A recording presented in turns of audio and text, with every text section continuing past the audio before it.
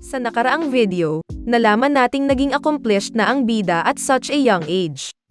Bukod sa sumikat na soft drink na inimbento nito, nakapag-develop na din siya ng yogurt, MSG at iba pang produkto kaya naman yumaman na ito. Nakatulong pa nga siya sa pamilya ng kanyang ina dahil sila ang in charge sa distribution ng mga products ng prinsipe. 10 years old na ang bida at 16 na ang kapatid niya na si Princess Kania na sinabihan ang kapatid na isihan lang dahil nakaka-pressure daw sa kanya. Sabi naman ng prinsesa sa kapatid na wala daw kwenta ang pera nito kung hindi siya magpapalakas kaya naman tinuturuan niya itong humawak ng espada. Not know ang expert na ito dahil sa kanyang dating mga buhay. Inaya niya itong sumama sa kanyang training at doon napag-alaman nating, kaya pala gustong magpalakas ng prinsesa ay dahil gusto nitong makakontribute din sa kanilang pamilya gaya ng kapatid na si Errol gamit ang kanyang sariling kakayahan. Pero bago natin ipagpatuloy ang kwento, shoutout muna sa inyong mga nagko-comment at sumusuporta sa ating mga video. Maraming salamat sa panunood. Balik sa istorya. Di pa din tapos ang training nito, at makikitang kahit na pabalik na sila sa palasyo ay non-stop pa din itong naghahanap ng mga orcs na papatumbahin. Hindi naman siya mapigilan ng mga kasama nito, kahit yung mga nagtatago na orcs ay hindi niya pinalampas. Bigla namang sumigaw ang kapatid nito na tigil muna daw for now. Kailangan daw nilang magmadali para umabot sila sa destinasyon nila on time. Ayaw pa sana nito pero since wala na naman daw atang orcs na mahuhuli, then pumayag na siyang tumigil. Napansin naman nitong Til ang kakaiba daw ang kabayo niya. Sinabi naman ng prinsipe na mukhang hindi naman ito nasaktan kung hindi pagod lang. At dahil baka mahirapan pa siya pauwi sa kainon, inoffer niya na sumabay na lang sa kanya ang kapatid. Isang servant naman ang lumapit at nagsabing dadalhin niya daw ang kabayo nito sa magician sa likod at pumayag naman ito. Sabi ng prinsesa na siya na daw ang magpapatakbo sa kabayo at yumokay naman si Errol since mas magaling daw ito sa kanya. Pero habang nasa daan, tila may napansin ang prinsipe sa himpapawid. Sinabi niya na meron daw something sa ere, hindi niya ito makita pero nararamdaman niya daw na merong something sa taas ng bahaghari. At ito na nga ang pinakita sa nakaraang episode natin. Isang wyvern type ng dragon na may 2 legs at 2 wings. Dali-dali namang kinuha ni Errol ang reins sa kapatid at sinabihan itong kumapit sa kanya. Binyantaan nito ang iba na magtago dahil daw may wyvern. Nagtaka naman sila at sinabing wala daw wyvern doon. Sabi ng isa na kaya nga daw yun ang pinili nilang lugar para sa training ng prinsesa dahil kinumpirma ng lord doon na wala daw kakaibang creature doon. Pero sabay merong tumangay sa kanya. Dahil doon, nagpanik na nga ang lahat at nagsitakbuhan na sila dahil tama nga ang prinsipe, wyverns ang mga yon. Nang makita naman ito ni Kania, napatanong siya kung ano ang dapat nilang gawin dahil hindi lang daw isa ang meron. Hindi naman makapaniwala si Errol. Naisip nitong ang mga wyverns na usually namumuhay mag-isa, at magkakasama bilang grupo ay hindi naghahunt ng prey kung hindi massacre daw ito. At nakakagulat din na may acid breath ang mga ito. Nagulat siya kung bakit gumagamit daw ang mga creatures nito ng malakas na poison. Concerned naman ang prinsesa dahil inatake ng mga ito ang mga guards niya kaya naman sinabi ng prinsepe na wag na daw itong tumingin doon. Tumakas sila at sinabihan ni Errol si Kania na kumapit ng mabuti. Makikita naman ang mga magicians na humaharang sa mga wyverns gamit ang fireball. Sabi ng prinsipe na hindi pwedeng tumakbo lang sila ng tumakbo dahil resistant sa magic below class 4 ang mga creature na ito.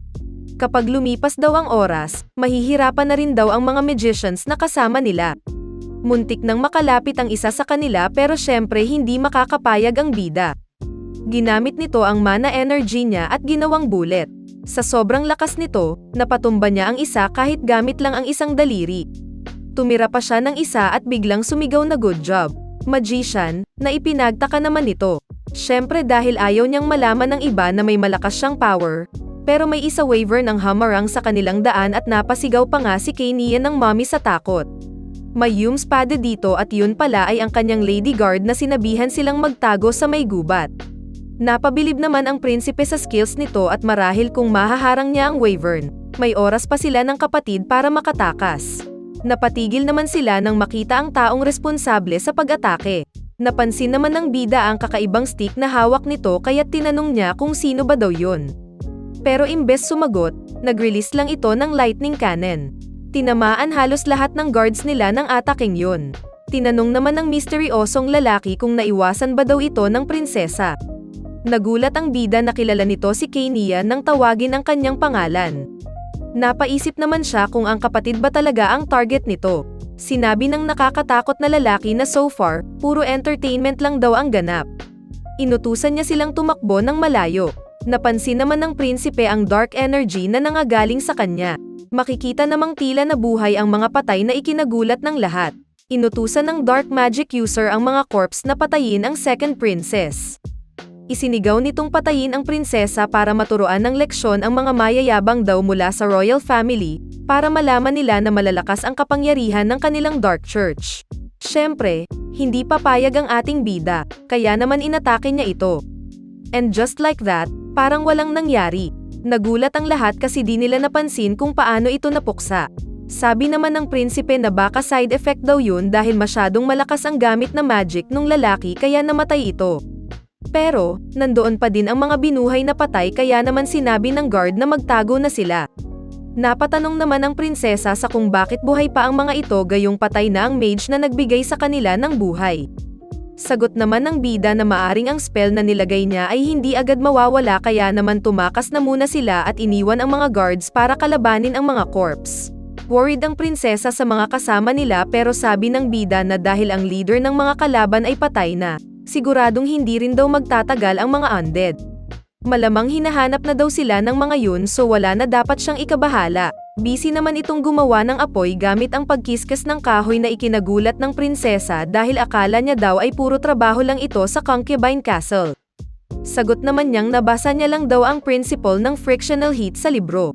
Naiinis naman ito dahil ang plano niya sana ay gamitin na lang ang mana niya para gumawa ng apoy pero dahil nakatingin ang kapatid kailangan niyang kiskisin ang kahoy para makagawa ng apoy.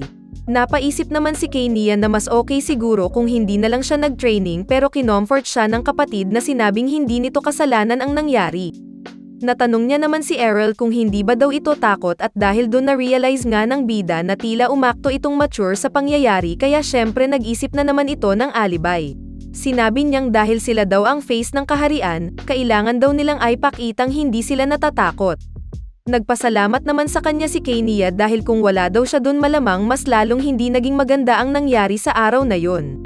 Sa isip naman ng bida, hindi niya napansin pero malamang takot na takot daw ang kapatid nito dahil sa nangyari. Mukhang heartbroken ito dahil marami sa kanyang mga escort ay namatay dahil sa engkwentro. Normal naman daw na at risk sa assassination ang mga miyembro ng royal family pero dahil first time niyang na-experience ito malamang, hirap daw itong tanggapin ang nangyari. Pero ang focus daw nila ngayon ay ang makauwi ng ligtas.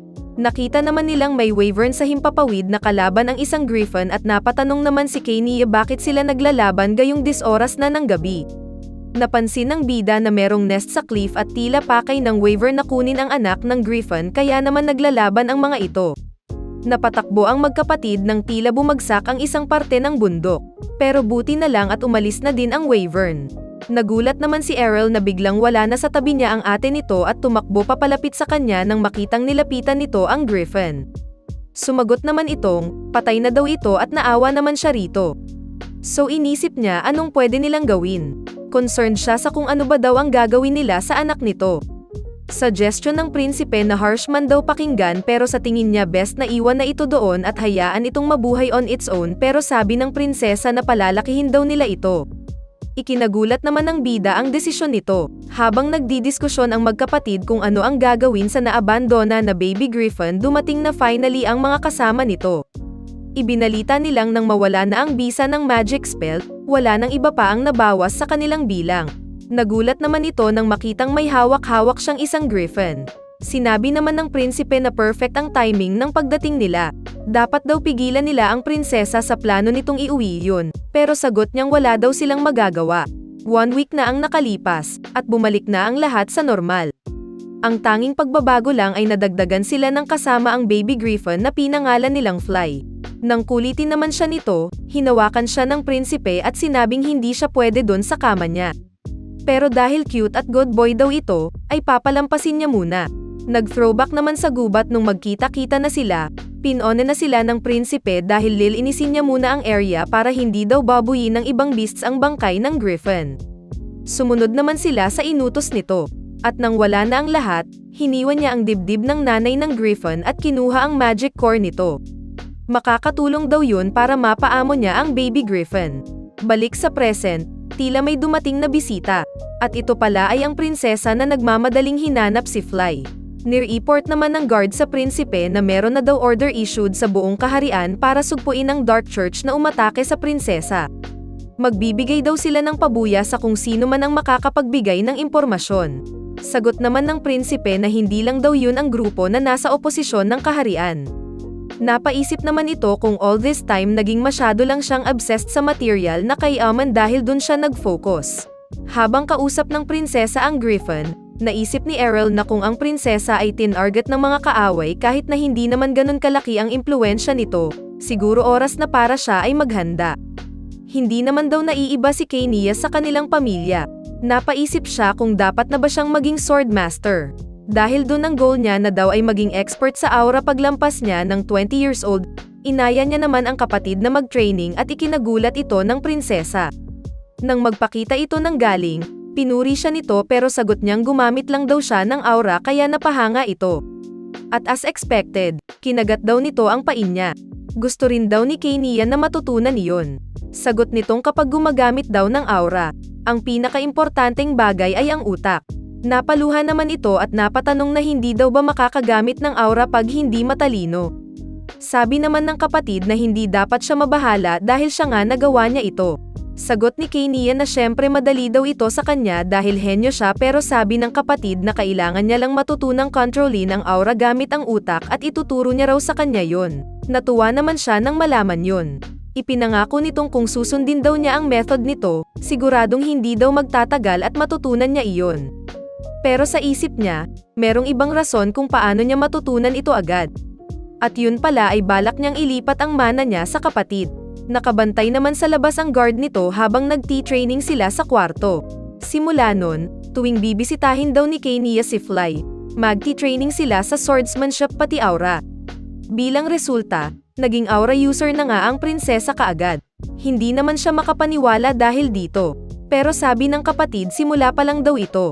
Ang tanging side effect lang daw nang nangyari ay biglang lumaki si Fly dahil na-expose ito sa malakas na enerhiya galing sa kanilang aura training. Dahil doon, obra na daw ang bigat nito. Sabi ng prinsipe, na unang hakbang pa lang daw ito, kailangan pa nila mas sipagan sa training dahil pag mas maraming mana ito, mas magiging smooth ang pag-manage nito ng kanyang lakas at ang movement ng aura. Magagamit niya ito kahit nakasakay na siya kay Fly sa hinaharap at natawa naman ito sa imagination ng kapatid. Pero seryoso daw siya. Tinanong naman ni Kania si Fly kung dapat ba daw nilang paniwalaan ang sinasabi ng kapatid nito. At sa isip ng bida, darating din daw ang araw na matutupad iyon. Nagulat naman sila dahil nandoon daw ang hari. Balita kasing busy ito mag-prepare para sa North, imposible namang nagpahangin lang ito sa kanilang palasyo. Natuwa naman ito nang sinabi sa bida na narinig niya raw na nag-training na ito ngayon humawak ng espada. Sagot niyang unti lang daw, bukod doon ay nag-e-experiment pa din ito ng ibang mga bagay. Sinusubukan niya rin daw paamuhin ang Griffon para magamit nito sa future para depensahan ang border nila. At tila natuwa naman iyang hari sa narinig niya. Napaisip naman ang bida dahil sa naging reaksyon nito. Siguro natutuwa daw ito dahil ang dami niya ng achievements by now. Bigla naman dumating ang mga bantay na may dala-dala. At nang buksan ito, nagulat sila na regalo pala ito ng hari sa kanya. Isang espadang ipinagawa para lamang sa prinsipe. Sabi naman ng nanay nito na masyado pa daw bata si Errol para gumamit ng espada. Sagot naman niya, gusto niya lang daw na mahawakan ito ng prinsipe. Nagulat naman sila nang biglang kunin ito ng prinsipe at sa isip niya oras na ba daw para mag-practice siya sa paggamit ng espada. Wow! Mukhang makikita na nating magpakitang gilas ang bida sa paggamit ng espada this time. Tila napangiti ang hari nang makita ito at iniisip niyang mukhang masaya ang prinsipe sa iniregalo nitong espada. Bigla namang natamba ang prinsipe at nag-worry naman ang nanay niya dahil dito. At yun pala, sinasadya niya ito. Sa isip nito sinabi niyang, hindi ba't nabanggit niya na noon na ayaw niya nang mamatay dahil sa espada. Ngayon nga daw ay medyo stand out na siya dahil sa mga ginawa niya. If magpapagaling pa daw siya sa pagkikipaglaban gamit ang espada baka ma-involve pa siya sa power struggle. Kaya naman nagpapanggap ito na mahina sa mga training nila ng kapatid niya. Hindi daw pwedeng masayang ang lahat ng acting na yon. So nagpasalamat ito sa hari dahil sa regalo niya pero dahil daw pang baby pa ang skills nito sa swordsmanship, humingi ito ng paumanhin pero sa tingin niya daw mas babagay daw yun sa kanyang kapatid na si Kenya. At nagulat ito dahil doon.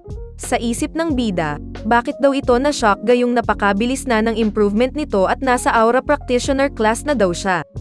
Sapat na daw yun para tratuhin siyang elite sa kaharian. Pero kung pag-uusapan ang past life ng bida bilang pro, syempre daw malayo-layo pa ang kapatid niya.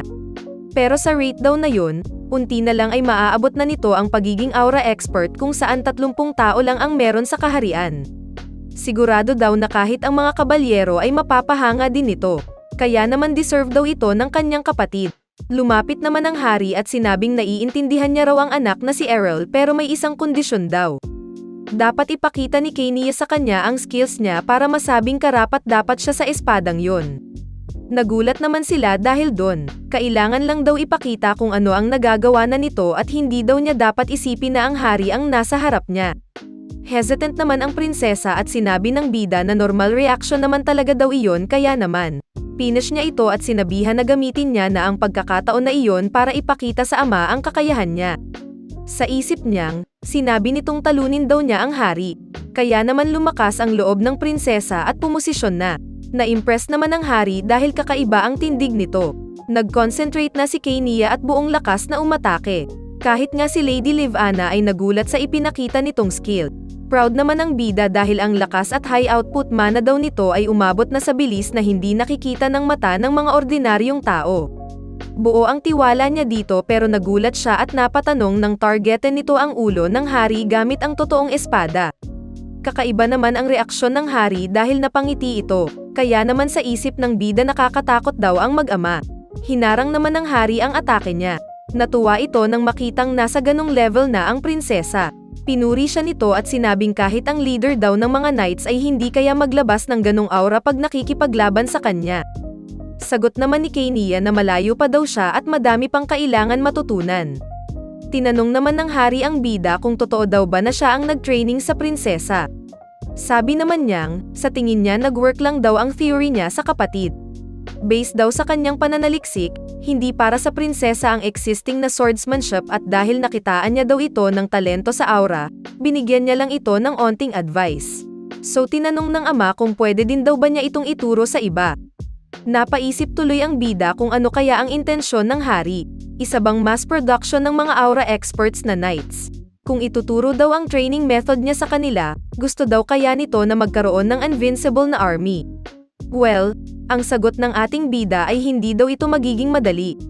Humingi ito ng tawad at sinabing kung ine-expect daw ng hari na magiging parehas ang resulta nito sa kanyang kapatid hindi daw ito mangyayari, dahil born with potential na daw talaga si Kenya. Isa pa daw magkasama silang lumaki.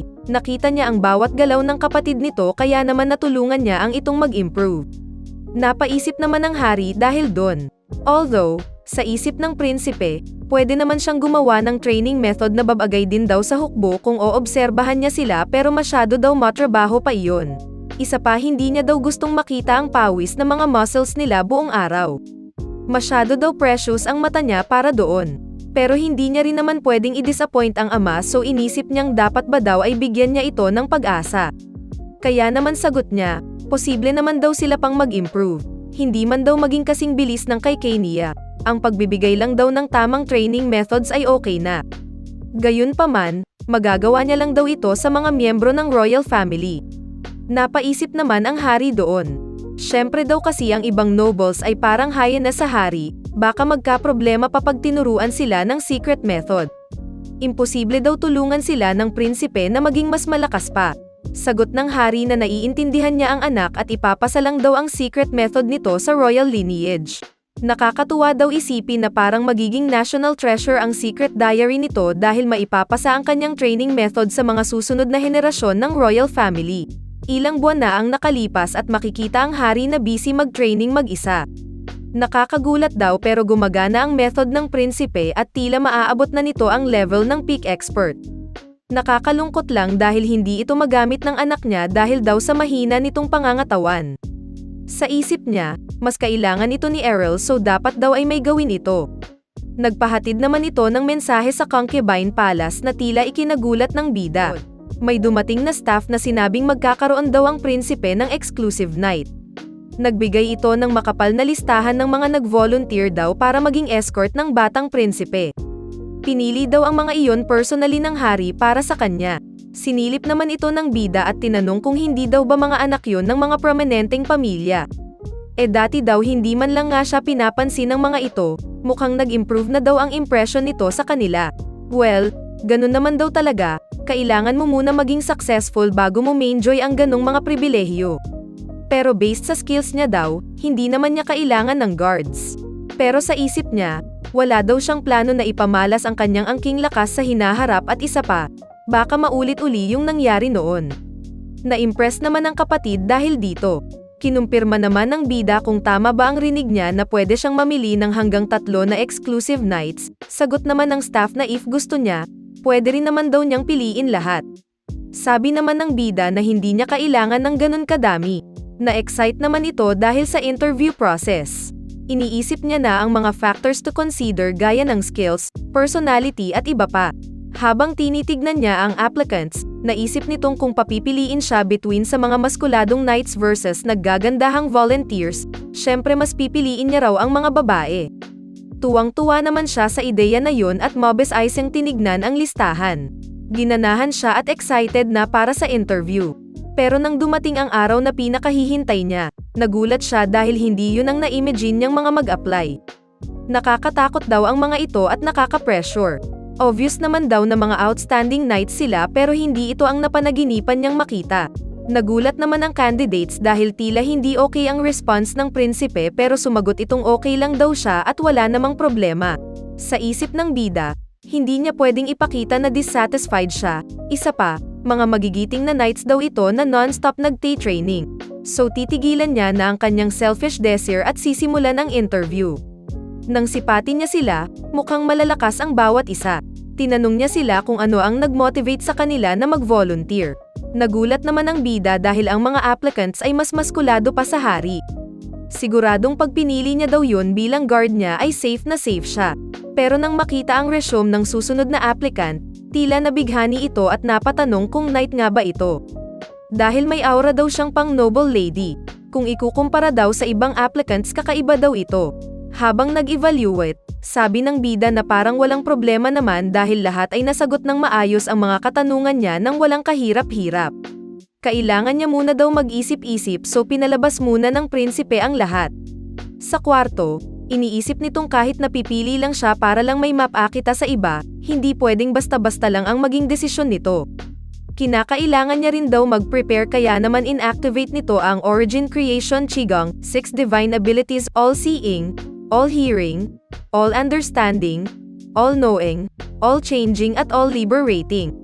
Isang secret technique para ma-stimulate ang utak at may palabas ang mga abilidad na hindi ka normally aware of.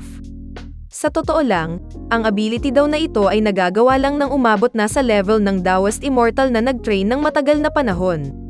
Pero madali lang daw ito para sa kanya dahil isa siyang former pro. After some time, pinatawag niya na ulit sila para sa second interview. Pero ni-request niya na kung pwede ay isa-isa silang pumasok sa kwarto. Mayfort daw ang pagpili nito dahil malamang may iilan sa kanila ang pumunta doon para mag-volunteer pero iba ang intensyon. At totoo nga, bawat pagpasok ng candidate, tinitignan ng prinsipe ang core nila kung maayos ba o hindi. At yung tila nag-e-emit ng black aura ay out. Dahil sa all-understanding ability na in-awaken niya, tinutulungan siya nitong makita kung ano ang iniisip ng mga tao at maintindihan ito. Hindi man niya naririnig ang nasa puso nila, nakikita niya daw ang kulay ng kanilang souls at emotions. Hindi man daw sila nandun para i-assassinate siya, careful ito mamili dahil baka mga especially iya daw ang mga ito. Nang pumasok naman ang next candidate, nagulat ang prinsipe dahil clear daw ang nakikita niya sa kanya. Ipinakilala ito bilang si Asha Pernil, excellent talent daw ito kahit nasa simpleng lugar lang daw ito nanggaling. Iniisip naman ng bida kung may kailangan pa daw ba itong malaman tungkol sa kanya. Nagningning ang mga mata ng bida at sinabing mukhang wala na naman siyang problema sa kanya at tila isang diamond daw ang nahanap niya. Nagulat naman si Asha nang sabihin lang nito agad na, next. Napaisip ang bida dahil bukod kay Asha, Wala na daw ibang nag-stand out para sa kanya ang kailangan niyang piliin ay dalawa. Dapat ba daw ay piliin niya na lang ang may pinakamalaking katawan? Bigla namang may humabol at nagpakilala ito bilang si Seyna Garil. Nagulat ang prinsipe dahil clear din ang nakikita niyang kulay ng soul nito. Nakakabilib din daw ang record nito dahil napakarami na nitong experience at naipadala na sa iba't ibang mga kaharian. Pero sabi niya, personal reasons daw kung bakit palagi siyang nag-travel sa iba-ibang lugar. Napatanong tuloy ang bida kung problem child daw kaya ito. Pero nang tignan niya itong mabuti, wala daw pagbabago sa color ng emotions nito so parang wala naman itong ginawang krimen or something. Tila natuwa na naman ang ating bida sa applicant at hindi niya na raw iisipin pa kung bakit ito pala ay patlipat ng lugar. Good mood nitong tinapos ang interview at binati ang lahat ng good job.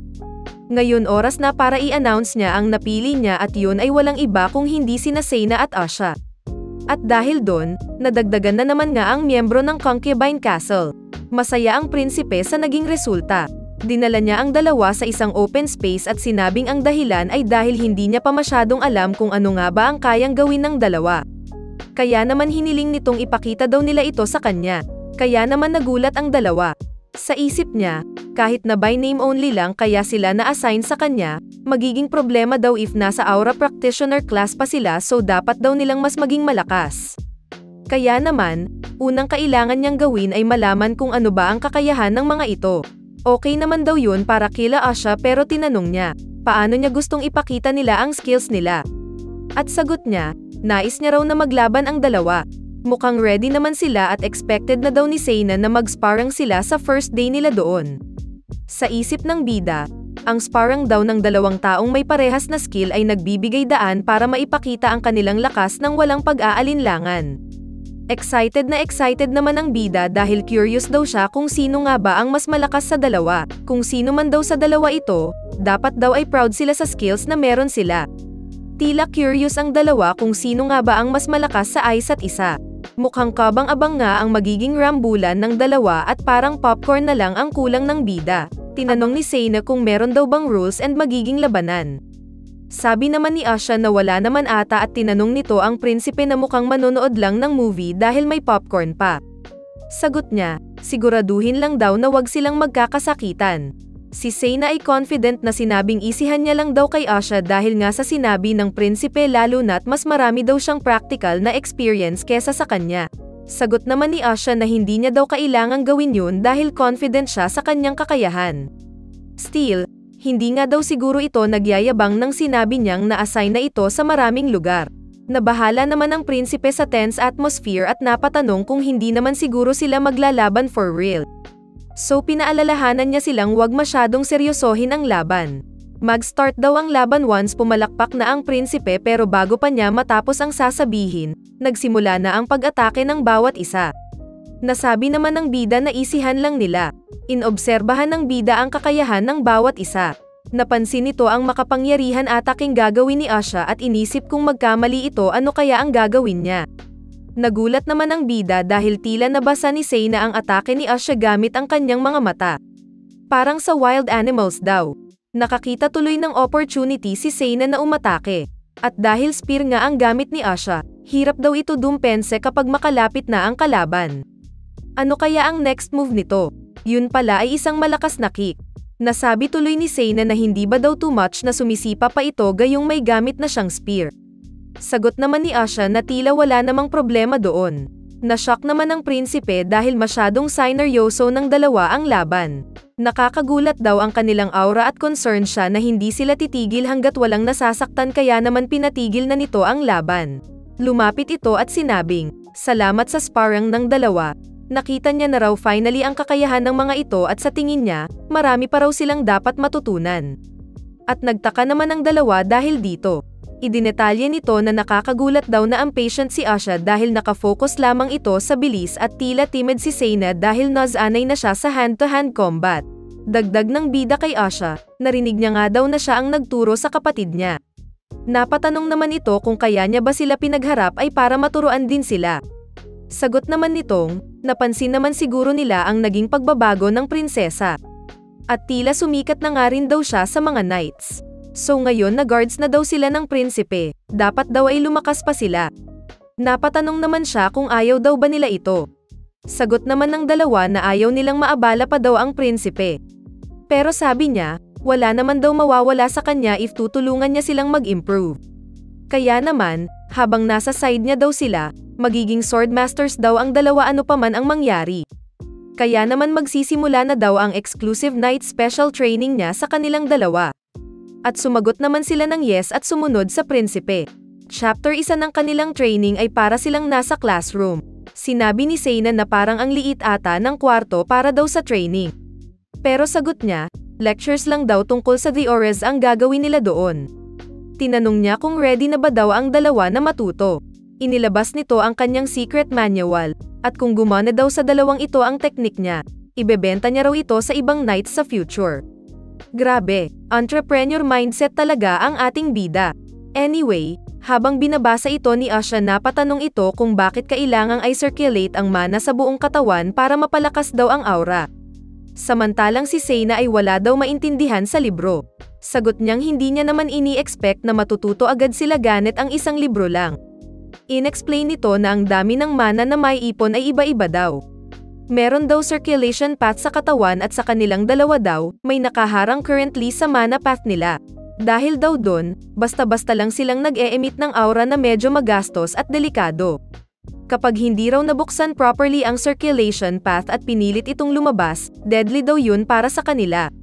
So ang dapat daw nilang gawin ngayon ay aralin kung paano naturally tatanggapin ang ganong kalaking energy sa kanilang pangangatawan. Dapat daw nilang matutunan na tanggapin at ipunin ang mana sa araw-araw nilang pamumuhay at importante din daw na malaman nila kung paano ito may circulate efficiently. Kung magagawa daw nila yun, siguradong magi improve daw ang paggamit nila ng aura at tila na-excite ang dalawa dahil sa in-explain ng bida. At dahil parang na-chase na ng dalawa ito, ang next daw sa training ay theory at class na babagay sa bawat isa sa kanila. Chapter 2 ng training, inuna muna si Seina. Nais ng bida na matutunan nitong i-focus ang aura niya pero sabi naman nitong nagagamit niya naman daw ito ng tama. Pero bigla siyang tinanong ng prinsipe kung kaya niya rin daw bang gawin iyon sa magkabilang kamay at legs ng sabay-sabay. At tama nga ang hinala ng prinsipe, nagagamit niya lang daw ito sa isang lugar. Tinuro nitong hindi naman daw mahirap na palibutan ang buong katawan ng aura, kaya lang nagfo-focus daw kasi ito lagi sa areas na kailangan niya lang. Sa mabilisang paggamit ng aura daw, mapapagod din daw siya agad. Sinubukan ito ni Seina pero sinabi niyang hindi daw gumagana. Kung gagamitin niya daw ito sabay-sabay, feeling niya raw ay hindi makaka-keep up ang senses niya. So sinuggest ng bida na mag-focus ito sa senses ng kanyang palad. Dahil napansin niyang mas madali itong mag-concentrate if conscious siya sa body temperature o kaya naman touch. At dahil sa gabay ng prinsipe at matyagang pagtuturo, nagawa ito ni Seina. Tila nakuha na nga ni Seina at pinuri pa nito si Errol dahil napakalambot daw ng kamay nito. Na-awkward naman ang bida at sinabing tigilan na daw niya ang nonsense na yun at mag-focus na lang. After some time, kuhang-kuha na ito ni Seina. Napatanong naman ang bida kung tama ba daw ang naituro nito. Well, ang importante naman daw ay nag-work ito. Chapter 3 si Asha naman. Muli sinabi ng bida na ang patient daw si Asha. Sa nakaraang sparring, mali daw na bigla-bigla niya raw sinipa si Seina para gulatin ito. Pagdating daw sa spearmanship, importanteng maging kalmado at patient. Napatanong naman ito na kaya daw ba ganun ang pinapagawa niya sa kanya at sumagot ito ng oo. Sinabi naman nitong wala daw siyang nararamdaman kung hindi ang bigat lang ng young prince. Pero sinabihan siya nitong mag-concentrate hanggang mawala na ang feeling na iyon. Kaya naman mag-relax lang ito at focus. Sa kabilang banda, makikita naman na tila may nag-report about sa mga ginagawa ng prinsipe sa reyna.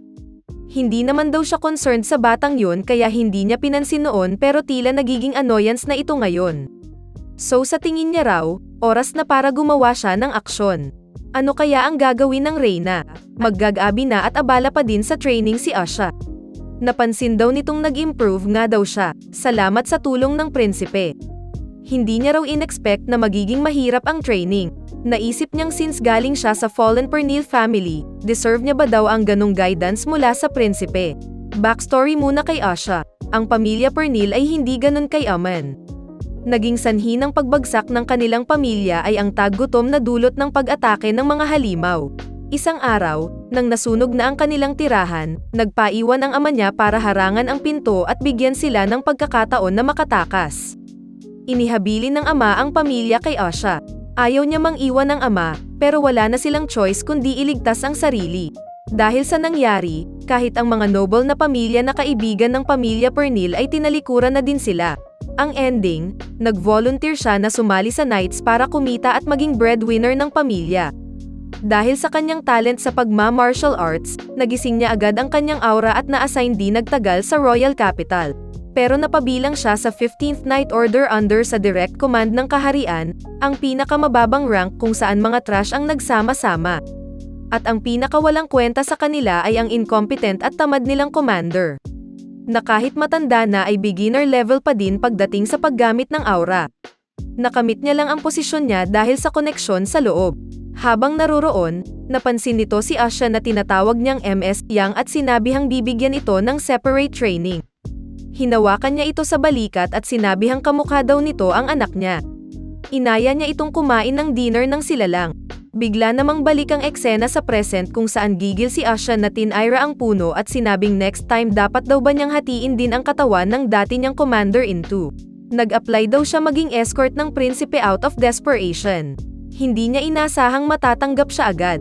Salamat daw sa oportunidad na yun, mas giginhawa na ang buhay ng kanilang pamilya. Kailangan niya na lang daw mag-ipon pa ng unti para mapaaral ang kanyang kapatid. Inisip nitong siguro ang mga nangyayaring mabuti sa buhay niya ay dahil sa prinsipe. Sa kabilang banda naman sinabi din ni Seyna na nag-apply siya maging exclusive knight ng prinsipe out of desperation. Napansin naman siya habang nag-eehersisyo early in the morning. Pinuri siya ng isang staff dahil dito. Si Seyna Garil naman ay galing sa pamilya ng mga mersenaryo o mga private professional soldiers. Lumaki siya sa tribo na walang permanent na tirahan dahil palay-patlipat sila ng assignment. Noong bata pa siya, kinausap siya ng ama patungkol sa money problems nila. 30 years ago na daw kasi ang huling digmaan. Although good thing na naging mapayapa na, bumaba na daw ang kita nila. Sinabi nitong, isang araw, maaring mawala na sila ng gagawin o assignments bilang mersenaryo. Kaya naman sinabihan niya ang anak na umalis na muna doon at tumahak ng ibang daan. Siya na daw ang bahala sa mga matatanda sa tribo na pinipinilit pa rin ang pagiging mersenaryo para ang mga batang gaya niya ay magkaroon ng bagong tatahakin. Malugod naman itong tinanggap ni Seyna at sinabing babalikan niya sila.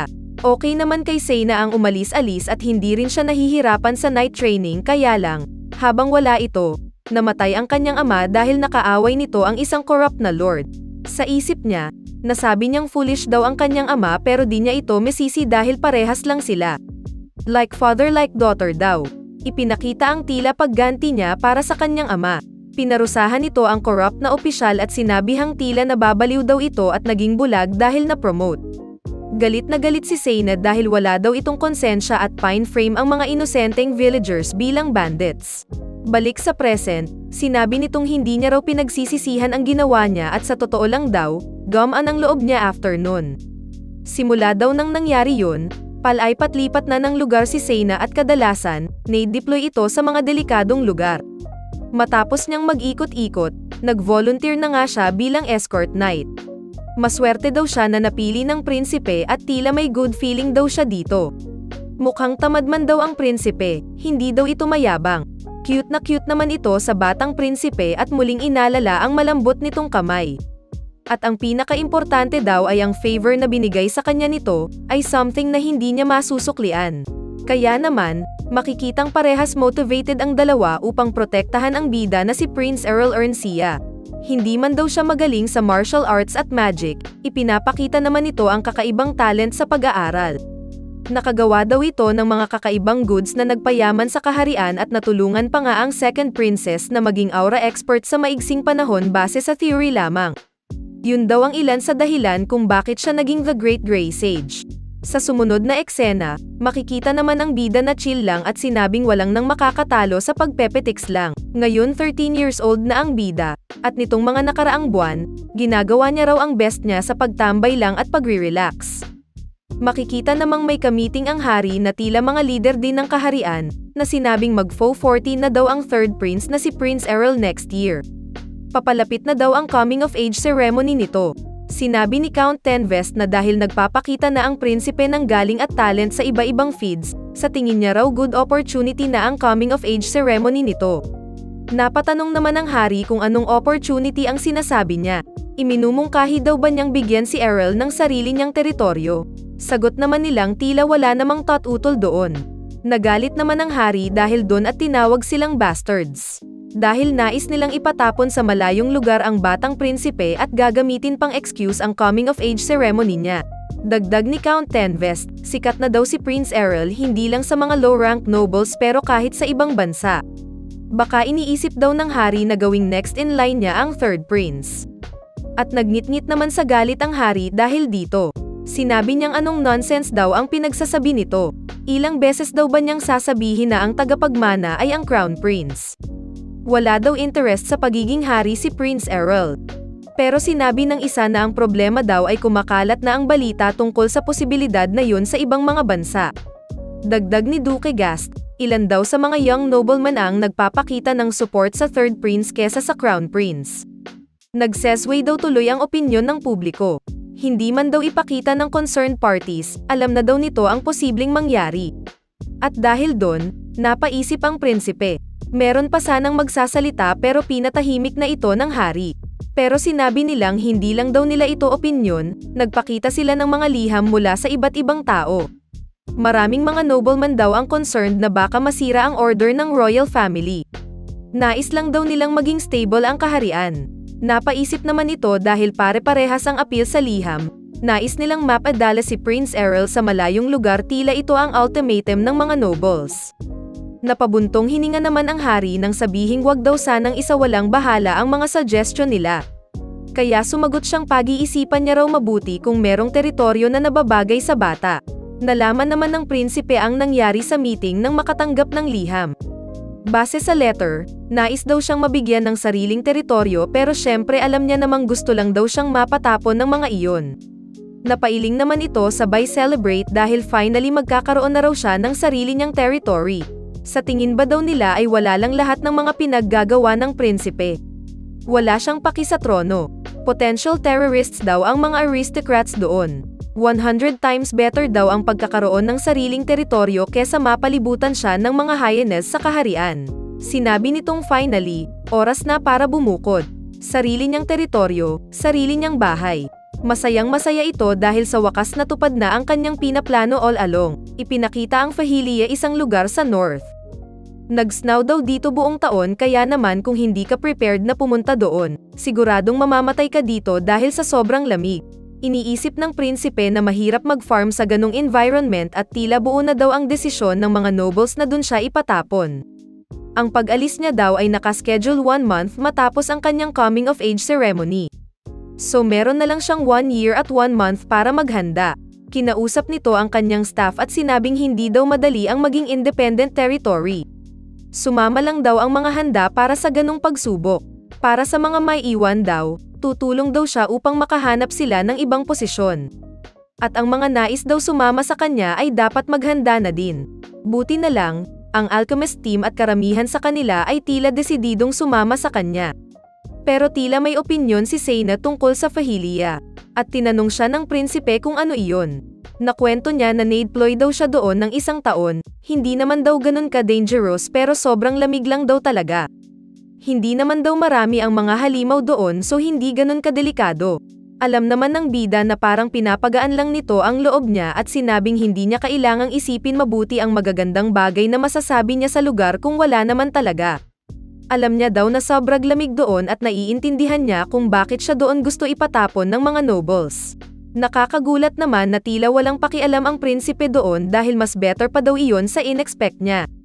Sa totoo lang daw kasi, akala niya mas delikado pa ang lugar na paglalagyan sa kanya. Pwedeng sa lugar na puno ng malalakas na halimaw o kaya naman lugar na masususnog dahil may dragon. Sinabi niyang in-expect niyang mas pahihirapan pa siya ng mga ito pero tila kakayanin naman niya iyon. Naantig naman ang dalawa sa attitude ng bida at sinabing poprotektahan daw nila ito anuman ang mangyari. Sa labas, sinabi naman ni Asha kay Seyna na magpakatotoo sa kanya about sa sinabi niya sa prinsipe. Tila alam naman daw ng prinsipe ang ibig niyang sabihin. Dagdag nito, bukod sa nakakamatay na lamig doon, Wala daw kahit na ano sa lugar na iyon. Ang rason daw kung bakit nag-sign ang mga knights sa Fahilia ay para maiwasan ang mga halimaw na hindi kaya ang lamig doon na bumaba. Tinanong naman nito si Asha kung magstay ba siya o sasama. Sagot naman nitong susunod daw siya sa prinsipe kahit na sa mas delikadong lugar pa ito malagay. Pero hindi niya raw in-expect na paalisan lang siya ng ganun-ganun doon. Sabi naman ni Seyna na tila hindi naman daw dapat sila mag-worry. Dahil kita niya sa mata ng prinsipe na tila may pinaplano na ito. Parang hindi naman daw nababahala ang prinsipe dahil doon. Kaya naman confident siya na magiging okay sila doon. Habang naghahanda naman ang prinsipe, hindi nito alam ang gagawin sa nanay niya. Hindi man daw nito sabihin pero siguradong masakit sa kanya ang mapahiwalay sa anak. Sinabihan niya ang mga maid na wag sabihin sa kanyang ina kung anong klaseng lugar ang pupuntahan niya pero worried siya kung magiging safe ba ito kapag iniwan niya mag-isa sa palasyo. Isa pa concern niya rin ang nangyaring pag-atake kay Kenya. Kailangan niya raw magawa ng paraan na makontak sila kahit nandun siya. Pwedeng ultra-long distance communication o kaya teleportation magic o magic scrolls. Naisip naman ito na mag-hire ng exclusive magician. Kailangan daw pag-isipang mabuti ng bida ang gagawin niya. Pero sa isip nito, perfect na lugar daw para sa former professional na gaya niya ang harsh na lugar na iyon kailangan niya lang pagplanuhan mabuti. Unang step na ginawa niya ay ang magpitawag ng magicians. Dumating naman ang grupo sa kanya at nakilala ito ng prinsipe, si Pian at ang kanyang mga disipulo. Hindi niya raw inasahan na siya ang darating at bumati naman ang mga kasama nito. Sinabi naman ng prinsipe kung kaya daw bang isikreto nila ang ipapagawa niya at sinabi naman nitong oo. Wala daw siyang sasabihan na kahit sino. Ayon sa prinsipe, gusto lang naman daw niya gumawa ng isang bagay, yun nga lang kailangan niya agad-agad ito. Nang tignan ni Pian ito, sinabi niyang hindi daw ito ordinaryo at nagulat siya dahil doon. Tinanong niya ang bida kung siya ba daw ang nag-drawing nito o nakuha lang ito sa iba. Sagot naman niya na siya daw ang gumawa nun. Upgraded version ng artifact na naga-activate sa brain. Ang kwintas na ibinigay niya sa kanyang kapatid. Sa blueprint ng prinsipe, ang item ay magiging twice na mas malakas sa kung ano ang meron sila pero mas tipid daw ang magiging paggawa. Nagulat naman ito na nakapag-come up ang prinsipe ng ganong plano. So tinanong ng prinsipe kung magagawa ba nila o masyadong mahirap at sagot niya, perfect daw ang blueprint kaya naman basta't may materyales, posible daw na magawa nila ito. Kaya lang dahil kilala niya raw ang original na gumawa ng original na artifact, hindi niya raw alam ano ang sasabihin, at napansin ng bida ang hesitation nitong gumawa ng improved version ng artifact ng iba, kaya naman hinayla niya ang drawer para matanggal ang pag-aalinlangan nito. Naglabas siya ng isang bag ng coins bayad para hindi nila ito sabihin sa iba. At nagbigay pa siya ng isa, para naman daw sa materyales at labor. Magbibigay din daw ito ng tips sa mga next pa nilang transaksyon. At napawaw naman ang mage sabay ngiti at sabing iwan niya na daw sa kanila ang trabaho na iyon. As expected ng bida, pera daw ang makakapagpaluhod sa mga tao. Masaya naman ito at sinabing excited siya sa gagawin nila. Kung pwede daw ay matapos nila ito within the month. At umuo naman sila, at dahil dun worth it daw ang pagbibigay nito ng ganong kadaming pera. Matapos ang ilang araw, ipinakita ni Pian ang tinawag niyang Grey Sage's necklace. Pero di naman natuwa ang bida sa tawag nito sa item. Na-shock naman siya na natapos lang nila ito sa loob ng 10 days. Pero tila na overwork nito ang mga disciples niya. Hindi naman daw masama ang quality at natuwa ang bida. Kaya naman sinabi niyang, pwede daw bang ay mass produce nila ito. At nang tanungin ilan pa ang kailangan nito, sumenya siya ng 5. Pero ang ibig niya palang sabihin ay 50. Hindi naman makapaniwala ang mga disipulo nito na tila pagod na. Gayunpaman, tinanggap pa din ni Pian ang trabaho. Second step naman sa plano, umalis ang prinsipe. Tinanong ni Asha kung saan sila pupunta at sinabing kung ano man daw ang kailangan nito, sabihin niya lang sa kanya. Sagot ng bida, na wala naman daw something special. Kailangan lang daw na siya mismo ang pumunta at mamili ngayon. Natanong tuloy si Asha kung may bibilin daw ba ito. At sumagot ang bida na oo. Papunta daw sila sa slave market. At nang marinig ito ni Asha, nagulat siya. Ini-imagine ni Asha na magiging malupit ang prinsipe sa mga slaves na pagtatrabuhin nito sa Fahilia. Inisip niyang pagmamalupitan niya ang mga tao. Nang makwento niya ito sa prinsipe, nagulat naman siya sa wild imagination nito kaya humingi ng tawad si Asha. Ano ba daw usually ang iniisip kapag sinabing slave market? Parang impyerno daw ba? Mga taong umiiyak dahil mapapalayo sa pamilya. Pero ang totoo daw, nagulat ang bida nang makita niyang mas malinis ito sa inexpect niya. Sabi naman ni Asha na kung meron daw kasing kakaibang sakit ang isang slave, malaking problema daw iyon kaya naman metikuloso ang management. Proud naman ang manager nito na sinabing deserve daw ng lugar na iyon na matawag na greatest slave market sa capital. Nagpakilala ito na si Ian ang may-ari ng slave market na iyon. Sinabi naman ng bida na hindi niya kailangan maging formal since pumunta siya doon bilang customer. Siguradong alam niya na rin daw ang istorya tungkol sa kanya.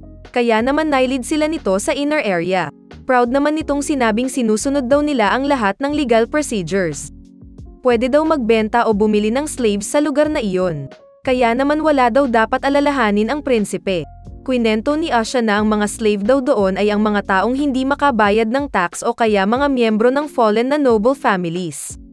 Tinanong naman ng bida kung naging slave din daw ba si Asha nang naghirap ang kanilang pamilya. Sagot nitong hindi. Pero actually pag naging slave ka daw at least hindi ka magugutom. Ipinakita naman ni Ian ang isang lugar kung saan nandun ang mga tinatawag niyang products nila. Syempre meron din daw mga magnanakaw at kriminal doon pero hindi daw dapat mabahala ang prinsipe. Sa isip naman ng bida na baka dahil alam nitong darating siya, inihiwalay na nito ang mga kriminal sa ibang slaves. Wala naman daw siyang complain doon. Sa office, tinanong ni Ian kung anong klase daw ba ng slaves ang hinahanap nito. Sagot nitong kailangan niya daw ay marami. At sumagot naman itong syempre naman pwede. Ilan ba daw ang nasa isip niya? At nagulat ito nang sabihin niyang at least 150.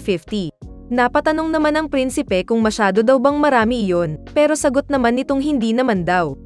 Sabay tingin sa listahan niya at sinabing ang kumpanya daw nila ay nagmamanage din ng slaves outside sa capital so kahit triple pa daw nun ay hindi magiging problema. Tinanong naman nito bakit kailangan niya ng ganun kadami. Sagot ng bida na wag daw itong mag-alala dahil hindi niya ito gagamitin for something weird. Pero meron daw siyang isang kondisyon sa mga kukuhanin nito. Gusto niya raw na hanapan siya nito ng grupo ng slaves. 4 o 5 na family member, close neighbors o kaya naman magkakakilala lang. Sagot ni Ian na medyo komplikado daw ang gusto niya. Pero hindi daw uncommon na isang buong pamilya ang ma-enslave. Dumating naman ang assistant nito na may daladalang mga listahan ng slaves. Ayos daw at humingi ito ng tulong dahil gusto niya daw at least marunong magbasa ito. At kung pwede, ipadala ang slaves na mapipili sa lugar na gusto niya at pumayag ito.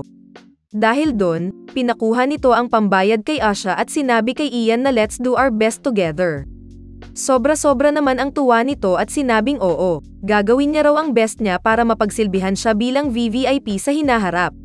As expected, iba daw talaga ang nagagawa ng pera. Tila speechless naman si Asha sa ginawa ng prinsipe. Habang nasa biyahe, tinanong nito ang prinsipe kung ano ang balak niya sa ganong dami ng slaves. Ang sagot niya naman, gagawin niya raw silang resident sa estate na pupuntahan nila. Kaya kailangan nila ng ganon kadaming tao. Wala daw masyadong tao sa teritoryo na yon so anong point ng paglalagay ng flag doon at pagpapanggap na maging lord kung wala naman daw tao. Isa pa, ibibigay niya daw ang kwintas na ipinagawa niya sa mga slaves. Ibibigay niya raw, isa sa bawat pamilya ang ipinagawa niyang 50 na artifacts. Ito ay para maturuan sila at maging useful sa territory nila. Nastan naman si Asha sa ideya ng prinsipe kaya sinabi nitong tigilan niya ang pag-iisip ng mga weird na bagay. Wala naman daw siyang intensyon na manahimik lang doon, iniisip niya raw kung paano niya magagawang best territory ang lugar na iyon habang nandun sila. Sabay ngiti sa gilid at sa isip niya, that way mas magiging komportable ang buhay niya. Pero tila bilib naman si Asha sa kanya. Ang lahat daw ng iyon ay para mabuhay siya ng komportable sa Fahilia. Balak niyang e-train ang mga tao na yun para sila ang magtrabaho sa Fahilia. Maghintay lang daw ang lahat at gagawin niya ang lugar na iyon bilang best paradise. Nagmumuni-muni naman ito at iniisip ano ba ang pinakamahirap habang naghahanda kang mabuhay mag-isa. Iyon daw ay ang pagsabi ng goodbye sa pamilya at lugar na kilikan niya buong buhay niya. May kumatok naman sa kwarto niya at pinapasok niya ito. Ito pala ay ang kanyang ina na dali-daling niyakap ang bida. Tinanong nito if mas okay daw kaya kung kakausapin niya na lang ang hari.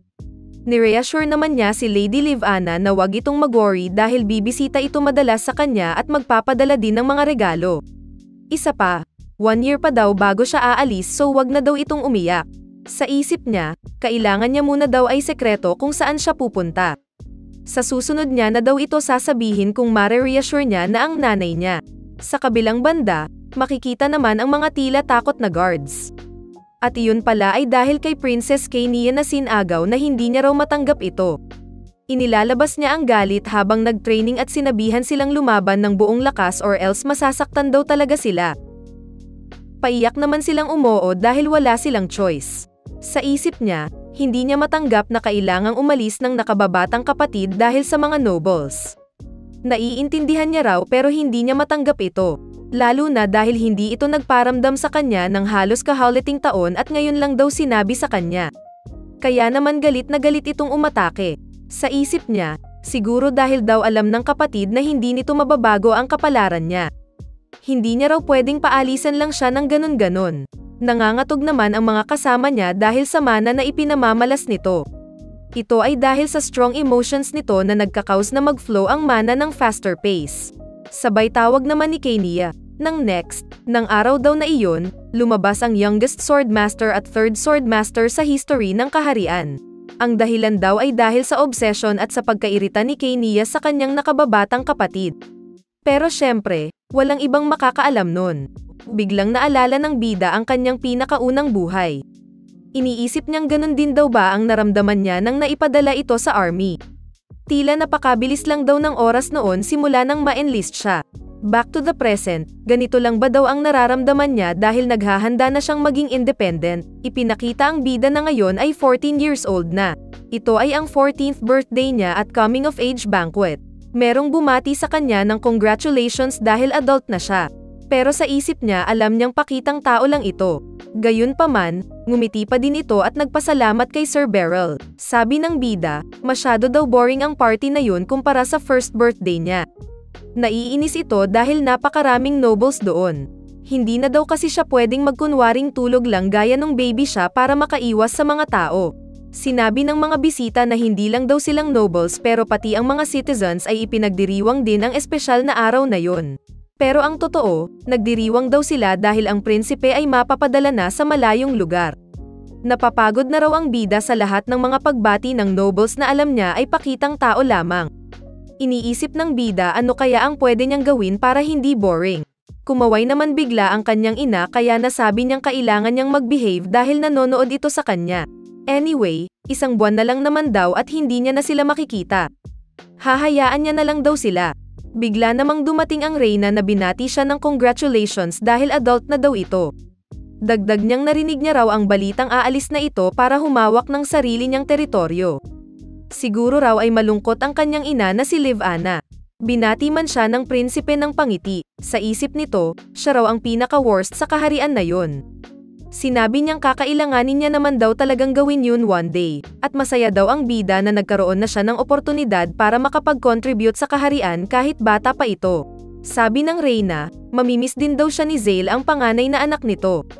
Salamat daw sa kanya at nag-improve na ang sword skills nito. Dagdag niyang nagpapasalamat daw ito sa kanyang kapatid. So meron daw dalang regalo bilang pasasalamat ang Reyna sa bida, isang coat gawa sa fur ng foxes na nakatira sa Fahilia. At dahil doon, alam niyang ang Reyna ang may pekana ng pagpapatapon sa kanya sa Fahilia. Iniisip niyang siya daw talaga yun dahil mukhang hindi naman si Zale ang tipo ng mate threatened dahil sa kanyang presence doon.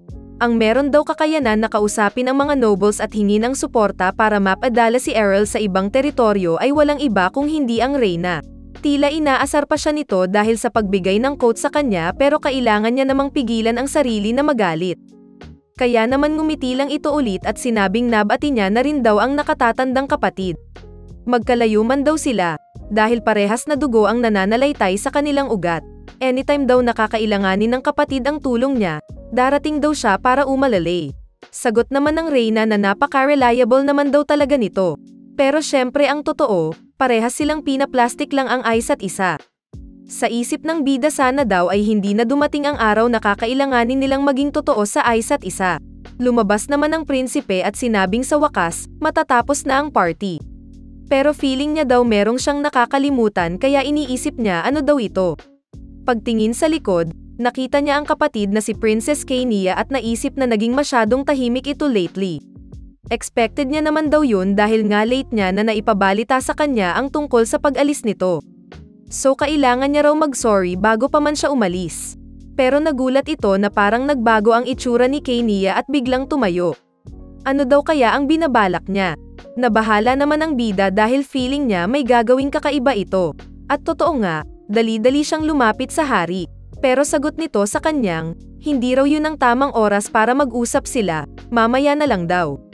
Pero nagpumilit si Kania at sinabing ngayon na daw, sabay sabing matapos daw ang isang buwan, sasama ito sa kapatid papuntang Fahilia.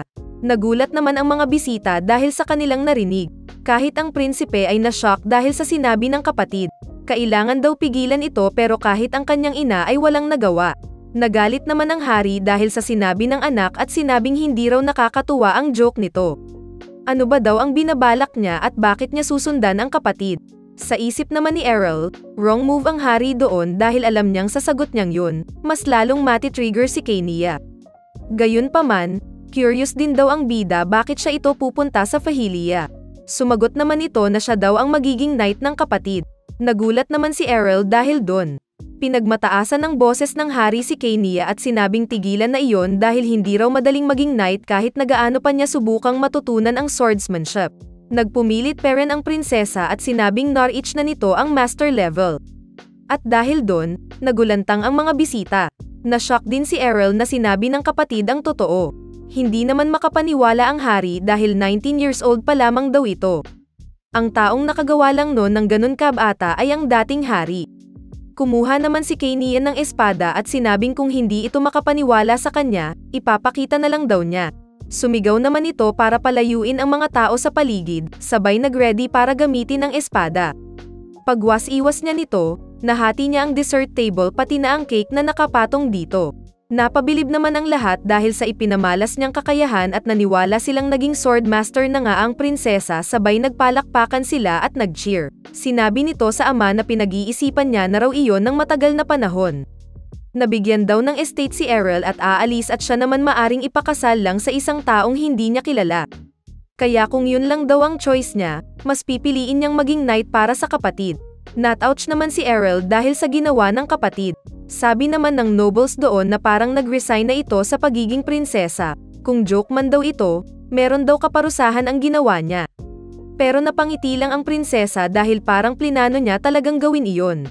Napakamot ulo naman ang bida dahil hindi niya alam paano sosolusyonan ang nangyari. Sino daw ba ang nagturo sa kapatid niyang maging ganon? At na-realize niyang, siya ata, pero hindi daw ito ang tamang panahon para doon. Kaya naman pipigilan niya sana ito pero hindi pa tapos ang prinsesa. Sinabi niyang kung hindi pa daw sapat ang ginawa niya, ipapakita niyang sincere siya sa kanyang sinabi. So naglakad ito at hinawakan ang espada, sabay luhod sa harap ng prinsipe at nangako gamit ang espada niya na ay dedicate daw niya ito sa kapatid. Sinumpa niyang magstay daw siya sa tabi ng prinsipe at tutulungan itong mapagtagumpayan ang mga kakaharaping pagsubok gamit ang espada niya. Natameme naman ang prinsipe dahil sa ginawa ng kapatid. Sinabi ng Princess Kania na, from this moment on, I, Kania Erncia, vow to be your knight. Nagulat ang bida dahil sinambit ng kapatid ang vow ng mga knight. Hindi niya raw masabi if formal na panunumpa ito dahil prinsesa ang ate niya at hindi ito pwede maging knight, isa pa wala daw siyang consent nito. Pero ang pinakamalaking problema daw nila ay masyadong maraming tao ang nanonood sa kanila. Hindi daw joke ang sinambit nitong panunumpa, lalo na't ang nagsabi nito ay isang taong na-achieve na ang maging aura master. So wala nang choice ang lahat kung hindi tanggapin ang oath na ginawa ng prinsesa. Napa-facepalm ang bida nang marealize na plano ito ng kapatid niya all this time. Sa isip ni Kania, hindi niya lang daw ito ginagawa dahil concerned siya sa kapatid niya, pero ginagawa niya raw ito para sa kanyang sarili. Hindi naman may pinta ang reaksyon ng hari sa nangyari at tila nahimitay pa nga ang nanay niya dahil sa ginawa niya. Ang reyna sa gilid ay nagalit dahil sa isip niya, naayos na ang pinroblema niya ng matagal which is yung prinsipe pero ngayon dumagdag naman ang prinsesa. Mixed emotions naman si Prince Errol dahil dito. Normally, tatawanan niya lang daw dapat ito pero ngayon napapaluluha siya dahil sa nangyari. Naisip nitong tila hindi nagiging maganda lagi ang nangyayari tuwing birthday niya. Kaya naman wag na daw sana silang mag-birthday banquet muli. Nagkaroon man ng komosayon, tuloy pa din ang takbo ng buhay. Inilalagay na ang mga gamit ng prinsipe sa karwahe at nagpaalam na ito. Sabi naman ni Lady Livana na napakabilis daw ng oras, parang kahapon lang ay ipinanganak ito pero ngayon ay ang laki na raw ng prinsipe. Sabi naman ng bida na wag daw mag-alala ito para sa kanya dahil bibisita daw siya palagi. Dagdag ng kanyang ina, hindi nito alam kung gaano sila ka-worried noon ni China dahil hindi ito pala iyak nung bata. Pero nakakatuwang lumaki daw ito ng maayos. Napaisip naman ang bida na akala niya naging okay ang pagganap niya bilang baby, tila kailangan niya pang mag-improve dito. Sabi nitong dahil mahina ang pangangatawan niya, tumawag lang daw ito sa kanya kung kailangan niya ng tulong. Pero sinabi ulit ng bida na wag itong mag-alala dahil ang pupuntahan niya raw na lugar ay hindi niya na natapos ang sasabihin dahil sinabi ng ina na alam niya kung saan ipapadala ang anak. Nagulat naman ang bida dahil sinigurado niyang secret lang iyon sana. Pero sagot ni Livana na meron ba daw nanay ang papayag na hindi malaman kung saan mapupunta ang anak nito. Sa isip ni Prince Errol na kahit ang former pro gaya niya ay helpless daw sa harap ng nanay niya. Sinabi nitong confident siya na saan man mapapunta ang anak alam niyang magiging okay ito. Kaya naman hindi niya na raw sasabihin na nagwaworry siya. Basta mag-iingat lang daw ito palagi, sabay sabi ng I love you. Sagot ng bida na sana ay alagaan din ito ang sarili niya at kalusugan. Kahit na daw pwedeng bumalik-balik ang prinsipe, malungkot pa din daw ang pagiging independent o ang mapalayo sa magulang. Naglakabay na nga ang prinsipe patungo sa norte kung saan makikita ang icy mountains. Nagulat naman ito sobrang lamig paglabas ng mukha niya sa karwahe. Papunta daw ito sa icy continent. Inimagine nito na nagpapahukay siya sa isang servant pero nabali lang ang gamit niyang tool. Hindi naman ito makapaniwala at sinabing ang mga noble na nagpatapon sa kanya doon ay siguradong nais siyang mamatay. Maghintay lang daw sila dahil kahit itulak siya sa lava, gagawin niya itong isang komportableng paraiso. Sinabihan naman siya ng kapatid na tigilan ang paglalaro at isarado ang bintana ng karwahe. Sabi ng bida na worth it daw ang paggastos niya sa pagbili ng heating magic tools dahil somehow warm daw ang pakiramdam niya. Sagot naman ng kapatid na tigilan nito ang pag-arte dahil warm naman daw doon sa karwahe, sabay tanong magkano ang ginastos nito sa outfit niya. Inisip naman ng bida na bakit daw kaya normal lang ang suot ng ate niya sobrang lamig daw doon. Nalaman niya naman na ginagamit nito ang mana niya bilang insulator. Hindi niya raw tinuro yun at nagulat na nagawa niya ito mag-isa. So sinabi niyang talented nga daw ang kapatid. Sagot naman ni Kania na lahat naman daw ay kayang gawin iyon. Sabi ni Errol kapag sinabi niya yun sa mga escort knights niya, siguradong maiiyak sila. Bigla namang tinanong ng prinsipe kung hindi ba daw nito pagsisihan ang desisyon niya. Pag-alit naman nitong sinagot na ganun ba daw niya ayaw na sinamahan siya ng kapatid doon. Kinurot niya ito kaya sumagot si Errol na hindi daw ganun. Sinabi niyang okay lang daw kayang sinundan siya nito bilang apprentice knight. Dahil daw doon, isang buong araw silang nag-usap ng hari para maayos ang agreement sa mangyayari. Matapos daw nun, kinausap siya ng hari pero no, ang sagot nito sa ama, at kahit sa kanyang ina, no, ang reply niya habang pinag-uusapan ang pagpunta niya sa Fahilia. Pinigilan siya ng kanyang mga magulang pero hindi pa rin talaga ito nagpapigil at sinamahan ang kapatid. Sabi ni Kania, na hindi niya raw ito pagsisisihan. Tinitignan niya raw ito bilang isang oportunidad. Hindi ba raw at sinabi niya na sa kanya, kung magstay siya sa kaharian, ikakasal lang ito sa hindi niya kakilala. Nag-agree naman ang prinsipe at naisip na nakakabilib nga daw na sa edad ng ate niya na 19 ay hindi pa din ito engaged. Yun daw kaya ang dahilan talaga kaya nagpumilit itong sumama. Tulad niya, ayaw niyang ma-restrict, so naiintindihan niya ang desisyon nito. Sinabi ng prinsesa na hahanapin nito ang freedom simula ngayon. Sabay tanong naman ng prinsipe kung sino ang magiging partner nito.